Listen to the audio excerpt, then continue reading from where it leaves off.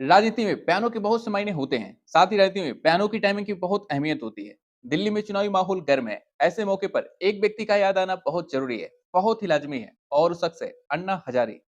जब जब अरविंद केजरीवाल के राजनीतिक करियर की बात होगी, तब तब इस शख्स को याद जरूर किया जाएगा, क्योंकि अरविंद केजरीवाल अन्ना हजारे के ही प्रोजेक्ट हैं। आज भले ही अन्ना हजारे को इस बात का अफसोस हो रहा होगा कि मैंने क्या प्रोजेक्ट बना दिया, मगर भ्रष्टाचार के खिलाफ, कांग्रेस की अगुवाई वाली यूपीए सरकार के खिलाफ रामलीला मैदान में जो उन्होंने आंदोलन किया, उसका जो परिणाम निकला, वो केजरीवाल के रूप में निकला। जैसा कि वीडियो की शुरुआत में ही मैंने कहा कि राजनीति में बयानों के बहुत से मायने होते हैं। साथ ही राजनीति में बयानों की टाइमिंग की बहुत अहमियत होती है। और अब फिर से जब दिल्ली में चुनावी माहौल गर्म है, इस दौरान अन्ना हजारे की कुछ वीडियो बड़े तेजी से वायरल हो रहे हैं। ऐसे मौके पर लोगों को ये याद दिलाना भी जरूरी है कि अन्ना हजारे की आखिरी इच्छा क्या थी। अब ऐसे में आप सोच रहे होंगे कि मैं अन्ना हजारे की आखिरी इच्छा की बात क्यों कर रहा हूं। तो आपको बता दें कि केजरीवाल की बेशर्मी को समझने के लिए, ये समझने के लिए कि बड़ी-बड़ी आदर्शवादी बातें करने वाला केजरीवाल कितना बड़ा बेशर्म इंसान है, कितना बड़ा फ्रॉड है, आपको अन्ना हजारे की आखिरी इच्छा को जानना पड़ेगा। वैसे तो अन्ना हजारे ने अपने जीवन में कई आंदोलन किए, बहुत सारे आंदोलन किए। ये बात आप भी जानते हैं, मैं भी जानता हूं, पूरा देश जानता है, दुनिया जानती है। लेकिन भ्रष्टाचार के खिलाफ जो उन्होंने रामलीला मैदान में आंदोलन किया, उसका परिणाम केजरीवाल के रूप में जो एक तरीके का जिन्न निकला, इसके बाद से उनके जीवन में घोर निराशा व्याप्त हुई। उसके बाद उन्होंने कोई आंदोलन नहीं किया। और तो और आपको ये बात सुनकर काफी हैरानी होगी, काफी मायूसी होगी कि ये बेशर्म आदमी, ये बेशर्म इंसान कभी पैर छूने भी नहीं जाता है। पैर छूना तो दूर, उनका नाम तक नहीं लेता। एक समय था जब ये कहता था कि इनके बिना तो मेरा जीवन ही नहीं है, यही मेरे लिए सब कुछ है, मेरे आदर्श हैं। आपकी जानकारी के लिए बता दें कि अपने गांव राले सिद्धि में आज भी अन्ना हजारे रहते हैं, और मुझे नहीं लगता कि अब वो फिर से किसी भी आंदोलन में जाएंगे, क्योंकि शायद अब उनके मन में भी डर बैठ गया होगा कि उनके आंदोलन का फायदा उठाकर उनके आंदोलन की आड़ में फिर कहीं कोई नया केजरीवाल ना आ जाए। क्योंकि जिस आंदोलन को उन्होंने खड़ा किया, उसी आंदोलन से अरविंद केजरीवाल ने दिल्ली की सत्ता पर कब्जा किया था। और अब दिल्ली का चुनाव चल रहा है, इस दौरान जिस तरीके से खबरें आ रही हैं, जिस तरीके की वीडियो आ रहे हैं, जिस तरीके की बातें हो रही हैं, ऐसे में मुझे लगा क्यों ना उनके सारे पुराने बयान जो एक शराब के रूप में देखा जा रहा है, वो आपको दिखाया जाए, वो आपको सुनवाया जाए। अखबार में भी आजकल खबरें छप रही हैं कि मैंने क्या प्रोजेक्ट बना दिया। दिल्ली चुनाव के बीच अमित शाह ने अन्ना हजारे को लेकर किस पछतावे की याद दिलाई। अमित शाह ने याद दिलाया कि अन्ना हजारे ने कहा मैंने क्या प्रोजेक्ट बना दिया। और अमित शाह के इसी बयान के बाद से ही उनके कुछ ऐसे ऐसे बयान वायरल होने लगे जो अरविंद केजरीवाल सपने में भी नहीं सुनना चाहेंगे। लेकिन सत्य को झुटलाया नहीं जा सकता है, क्योंकि ये आदमी प्रोडक्ट ही उसी आंदोलन का है। अन्ना हजारे के साथ रहकर इस आदमी ने बड़ी बड़ी आदर्शवादी बातें की और दिल्ली की जनता को गुमराह करके सत्ता पर कब्जा कर लिया। चलिए सबसे पहले अमित शाह का वो बयान सुनवाते हैं, जिसमें उन्होंने अन्ना हजारे को जोड़कर केजरीवाल की बात कही थी। भाइयों बहनों, ये सबसे बड़ा पछतावा, दिल्ली से भी बड़ा पछतावा आज किसी को होता होगा तो वो संत आदमी अन्ना हजारे को होता होगा कि मैंने ये क्या प्रोडक्ट बना दी जिसने इतना भ्रष्टाचार किया। अमित शाह के इस बयान के बाद तुरंत भारतीय जनता पार्टी के ट्विटर हैंडल से एक ट्वीट आता है, और उस ट्वीट में क्या लिखा था उसे सुनिए। अन्ना हजारे जी ने बताया दिल्ली की महाठग की असलियत। जब केजरीवाल मेरे साथ था, मैं उससे कई सालों से कह रहा था कि आचार सुधर को, विचार सुधर को, लेकिन शराब के पैसे से नशे में डूब गया।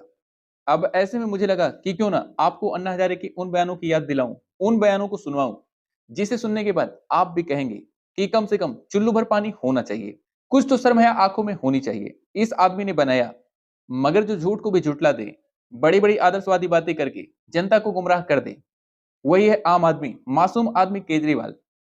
चलिए अब आपको सुनवाते हैं अन्ना हजारे के वो बयान जो किसी शराब से कम नहीं है।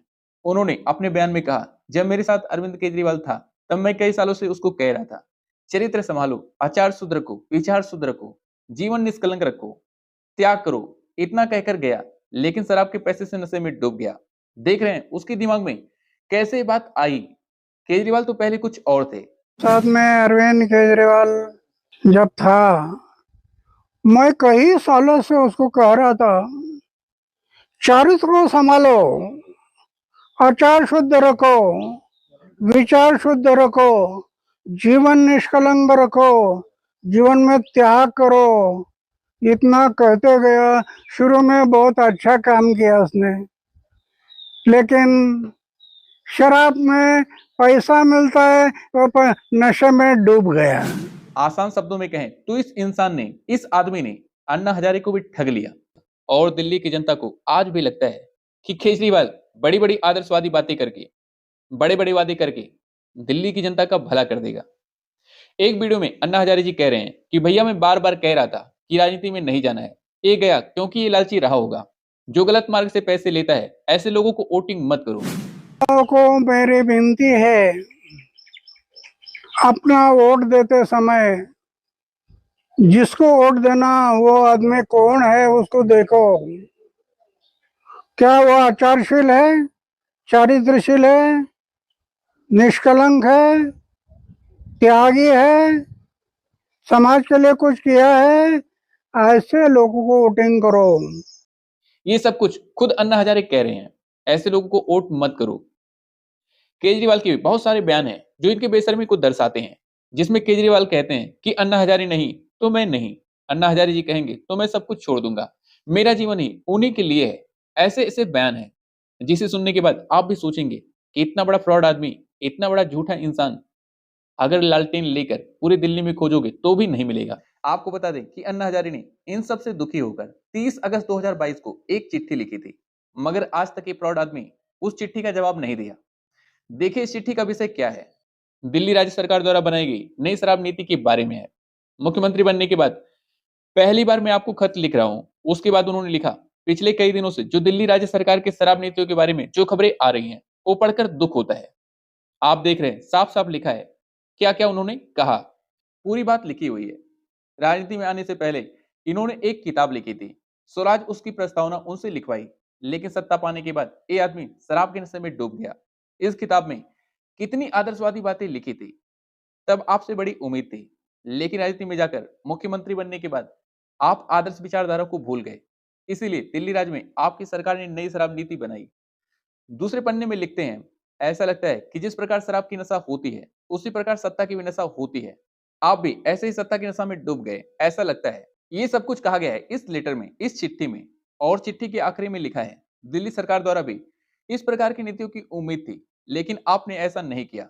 लोग भी बाकी पार्टियों की तरह पैसे से सत्ता और सत्ते से पैसा, इस दुष्ट चक्र में फंसे हुए दिखाई दे रहे हैं। एक बड़े आंदोलन से पैदा हुई राजनीतिक पार्टी को यह बात शोभा नहीं देती। यह सारी बातें, यह सारी घटना होने के बाद अब मुझे नहीं लगता कि अन्ना हजारे फिर से कभी कोई आंदोलन करेंगे, क्योंकि कहीं ना कहीं उनके मन में भी डर बैठ गया होगा कि फिर कहीं ऐसा ना हो कि उनके आंदोलन की वजह से फिर कोई दूसरा केजरीवाल ना आ जाए, क्योंकि उनके ही आंदोलन का फायदा उठाकर ये फ्रॉड आदमी जो शराब में घुस गया है, जिस पर शराब के घोटाले का आरोप है, वो उनके साथ रहकर उनके आंदोलन में भाग लेकर बड़ी बड़ी आदर्शवादी बातें करके उनके आंदोलन की आड़ में ही इस आदमी ने सत्ता पर कब्जा किया। फिलहाल तो आप सबसे यही निवेदन है कि आप लोग इस वीडियो को अधिक से अधिक शेयर कीजिए, ताकि दिल्ली के लोगों को भी पता चल सके कि उन लोगों ने दिल्ली की सत्ता पर कैसे इंसान को बैठा रखा है। फिलहाल तो इस खबर पर आपकी क्या राय है, हमें कमेंट करके जरूर बताएं।